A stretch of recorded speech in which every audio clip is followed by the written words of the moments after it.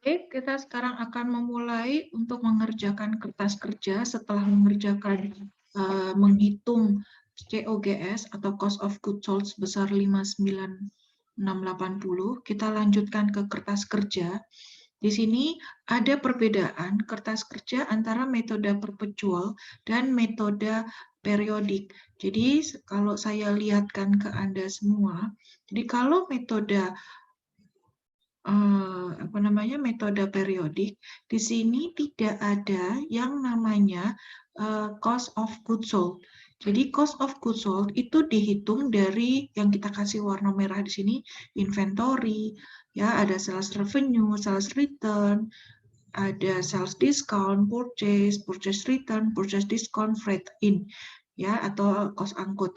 Nah, ini semua yang mempengaruhi nilai dari cost of goods sold. Sedangkan kalau kita lihat untuk yang menggunakan metode perpetual, ya metode perpetual muncul nama rekening di sini cost of goods sold. Karena kalau di metode perpetual itu setiap terjadinya penjualan itu dia akan mempengaruhi nilai sediaan, jadi akan mempengaruhi inventory. Jadi akan muncul cost of goods sold di sini, ya. Itu jadi langsung aja tinggal ketika jurnal itu lebih enak itu kalau menggunakan metode perpetual. Kalau menggunakan metode periodik, ya itu tersirat di nilai yang dikasih warna merah ini. Jadi nilai sediaan, nah itu cost of goods sold-nya akan terhitung di situ. Oke, kita akan mulai. Jadi ini contoh ilustrasinya dan kita akan praktekkan ke kasusnya. Ya, jadi ketika Anda pertama kali Anda pasti selalu memasukkan nilai saldo ya yang kita ambil dari neraca saldo. Jadi kalau misalnya ini kas ini Anda akan ambil dari neraca saldo C6. Coba kita lihat neraca saldo C6 ini dari sini. Ya, terus piutang dagang kita ambil dari neraca saldo C7. Ya, jadi kalau misalnya kita masukkan ke dalam kertas kerja, itu semua ambil dari neraca saldo. Yang di debit ya di debit, yang di kredit akan di kredit gitu. Ya, nah jadi totalnya itu 199.270, 199.270. Semua angkanya Anda ambil dari neraca saldo. Jangan diketik manual, tapi langsung sama dengan langsung ambil dari neraca saldo. Kecuali yang kosong yang itu tinggal jadi ini langsung di fill handle aja semua. Jadi ini sama dengan ambil di neraca saldo 42450 enter ya, terus Anda fill handle ke samping ya, Anda copy semua, terus Anda fill handle ke bawah. Nah, gitu aja langsung nilainya. Oke, saya kasih tanda tadi yang warna kesediaan untuk memberitahu bahwa ini adalah metode periodik. Nah, sekarang kita lanjutkan ke jurnal penyesuaian. Di jurnal penyesuaian di sini kita akan posting, kita akan masukkan ke dalam kertas kerja sesuai dengan urutannya. Misalnya dari pertama, yang J2 itu nomor 1, itu biaya perlengkapan, kreditnya perlengkapan. Berarti dimasukkan di kertas kerja, debit biaya perlengkapan, ya langsung ambil dari J2, jadi sama dengan J2 G5. Terus kreditnya apa? Kreditnya cari perlengkapan. Nah, ini perlengkapan, langsung kita ambil sama dengan J2 dari H6. Gitu. Ya, J2 H6 ini maksudnya perlengkapan di J2 H6. Begitu seterusnya. Jadi untuk jurnal penyesuaian Anda tinggal ambil dari J2. Ya, jadi nah khusus yang jurnal kelima. Jurnal kelima itu tidak perlu dimasukkan di sini karena penyesuaian ini nanti akan ada di statement laba rugi. Ya, kenapa? Karena tadi sudah saya jelaskan, untuk jurnal yang kelima ini memang agak complicated, berbeda sama metode perpetual ya. Jadi untuk sediaannya ini itu adalah mengcombine untuk melihat nilai sediaannya ini sebenarnya untuk biar nanti hasilnya jadi 12.600 itu sebenarnya kita lihat dari nilai pembeliannya dikurangi dengan retur pembeliannya ditambah dengan kos angkut pembeliannya gitu ya. Jadi untuk yang kelima itu jangan dimasukkan di jurnal penyesuaian Ya, jadi ini totalnya untuk jurnal penyesuaian, ini ambil dari jurnal pertama sampai jurnal keempat saja. Nah, terus habis itu neraca saldo setelah penyesuaian. Ini gampang. Tinggal kita tentukan rumus untuk debit dan rumus untuk kredit. Rumus untuk debit, jadi contoh ini kas. Rumus untuk debit berarti ya C7 ya nilainya saldonya itu ditambah dengan apa? Debit dari F7 dikurangi dengan kredit H7. Jadi kalau debit ketemu debit ditambah, ketemu kredit dikurangin. Udah, tinggal nanti Anda langsung fill handle ke bawah karena sudah rumusnya ini sudah benar. Tadi saya ulangin debit ditambah debit dikurangi kredit. Sudah, tinggal langsung fill handle ke bawah. Khusus yang debit. Langsung. Begitu. Terus bagaimana yang untuk yang kredit? Nah, yang kredit kebalikannya rumusnya. Kalau yang kredit itu dari saldo, jadi dari D14 ini ya ditambah dengan H14 dikurangi dengan F14. Jadi kredit ketemu kredit itu ditambah, ketemu debit dikurangin. Sudah. Nah, kalau sudah benar di sini, baru tinggal Anda fill handle untuk copy rumus yang kredit. Ya, dah terus langsung nanti Anda kalau oh ini letaknya saldonya nih di debit nih, dividen. Tinggal copy rumusnya untuk yang debit. Ctrl C gitu, terus langsung paste ya di dividen, Ctrl V. Langsung. Nah, terus untuk yang kredit juga seperti itu. Untuk yang kredit, copy rumus yang kredit, salah satu aja, ambil yang mana terserah. Nih, rumus yang kredit, Ctrl C, terus paste, Ctrl V. Begitu. Jadi ini semua yang debit itu rumusnya sama dengan yang debit, yang kredit rumusnya sama dengan yang kredit, semua sama. Tinggal diambil langsung. Begitu juga nanti yang untuk jurnal penyesuaian sama, ya juga sama. Ini jadinya kan sama dengan debit, kalau biaya debit ditambah debit dikurangi dengan kredit. Gitu. Jadi semua hasil dari rumus. Jangan diketik manual. Ya, jadi totalnya nanti untuk neraca saldo setelah penyesuaian itu 199.425. Ya.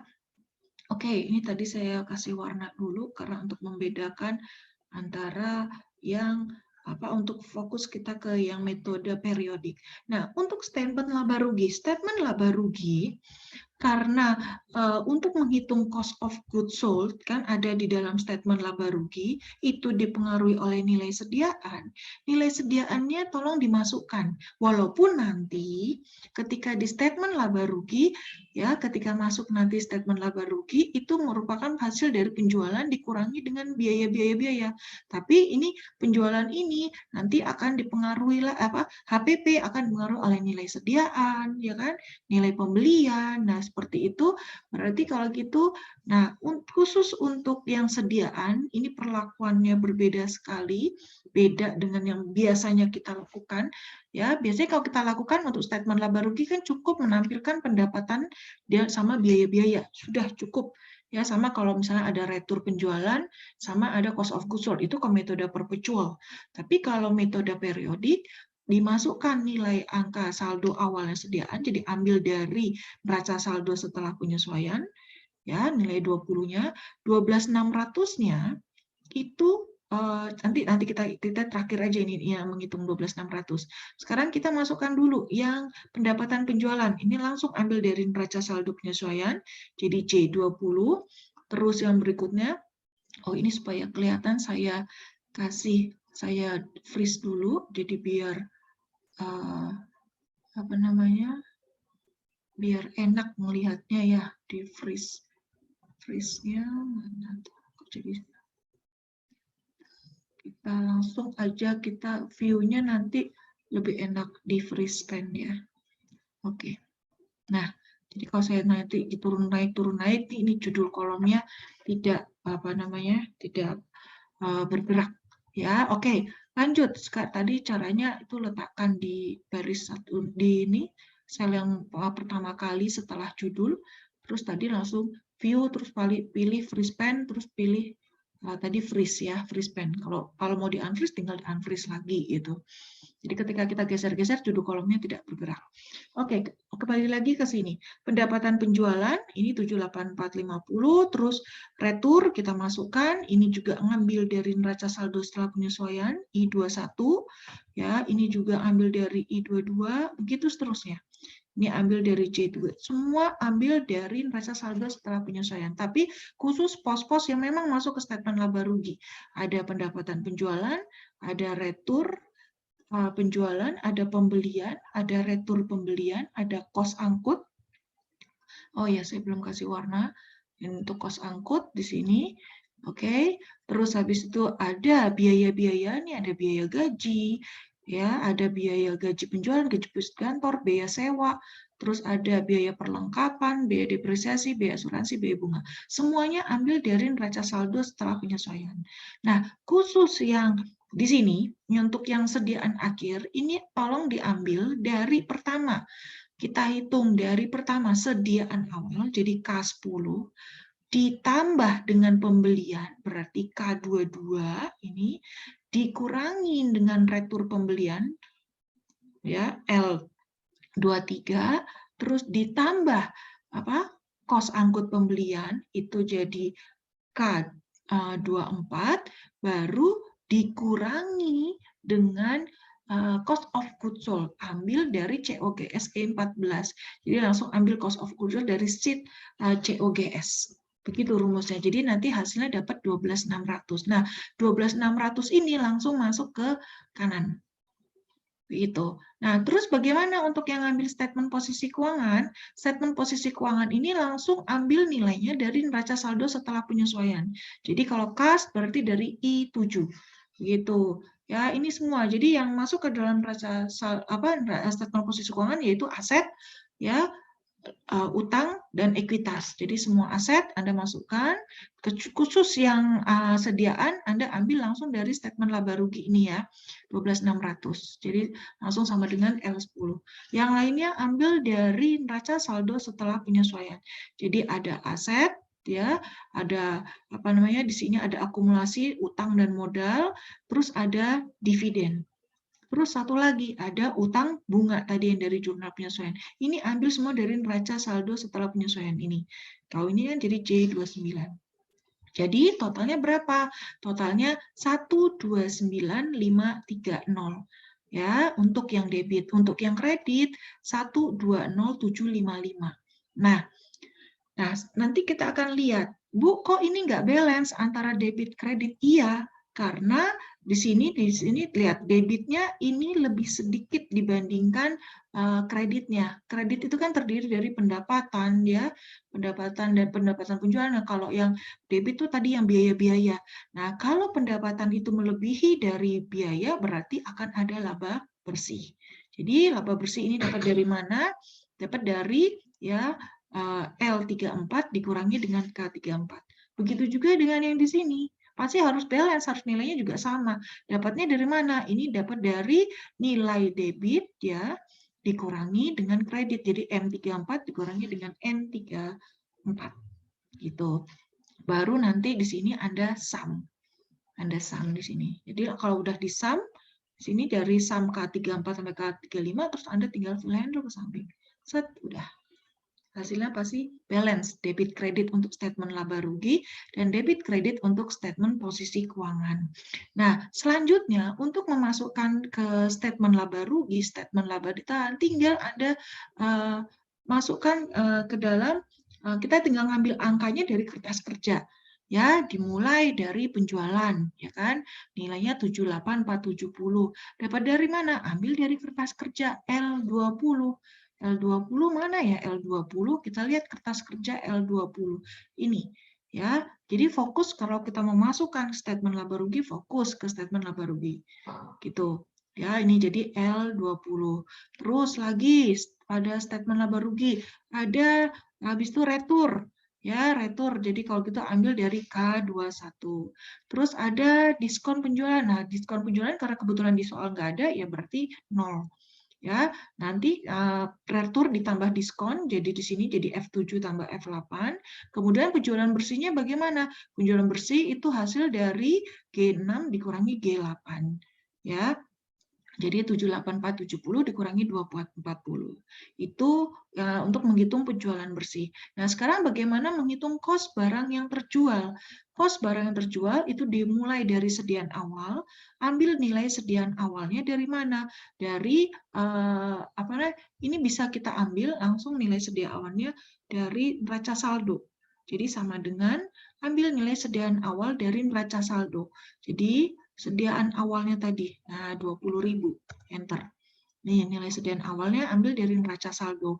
Nah, terus pembeliannya ambil dari mana? Ambil dari, Anda ambil langsung pembeliannya sama dengan, karena tadi kita sudah menghitung di kertas kerja, langsung aja ambil dari kertas kerja. Mana itu 5, 2, 300 di sini. Dah, terus apalagi? Retur. Retur, langsung ambil aja dari kertas kerja. Sama dengan, ya, ambil dari retur. Kertas kerja, mana returnya? Retur pembelian ini 200. Ya, retur pembelian 200. Baru nanti kita D3 tambah D13 tambah D14. Nah, ini nanti akan mengurangi pembelian retur-retur ini.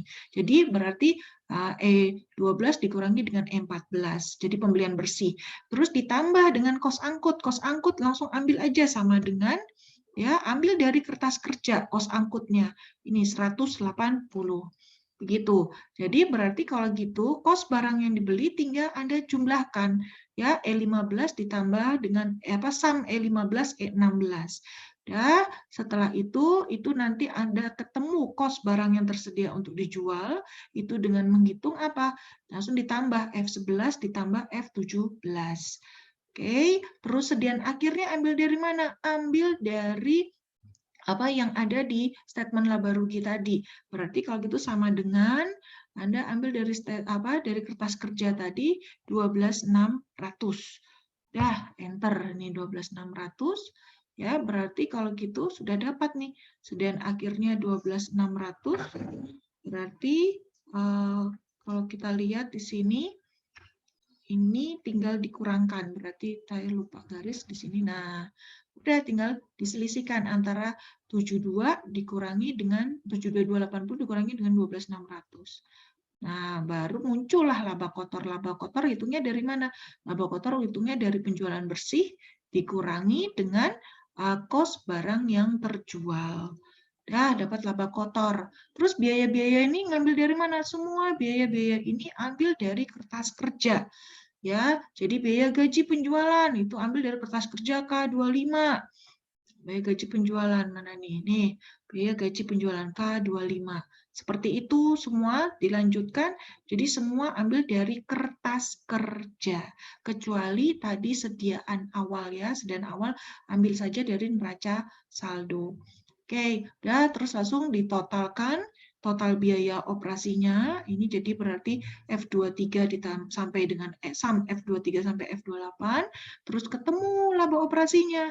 Laba operasinya Anda tinggal langsung diselisihkan antara laba kotor dikurangi dengan biaya operasi.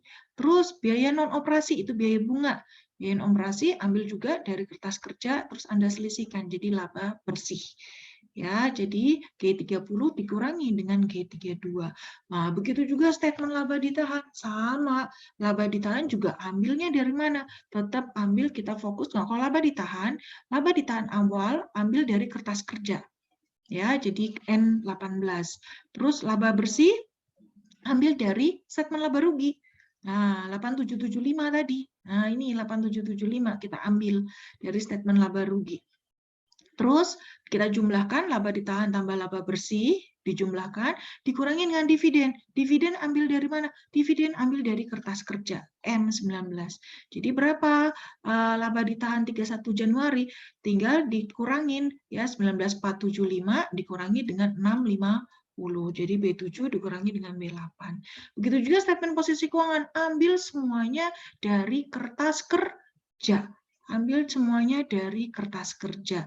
Ada aset lancar, kita kelompokkan, terus ada aset tetap, ya, terus totalnya, Ya, kalau aset tetap berarti harus dikurangi ya, peralatan dikurangi dengan akumulasi depresiasi. Total asetnya tinggal disum dari D7 sampai D15. Terus liability ya juga langsung ambil aja dari kertas kerja semuanya. Modal saham itu laba ditahan. Nah, ini laba ditahan. Ingat, kalau laba ditahan jangan ambil dari kertas kerja, laba ditahan ambil dari statement laba ditahan. Tadi loh, 18.825. Begitu. Udah, terus Anda total. Anda totalkan, kalau liability sama equity berarti tinggal ditotalkan D21 ditambah D24. Begitu. Ya, kita lanjutkan untuk jurnal penutup di part yang berikutnya.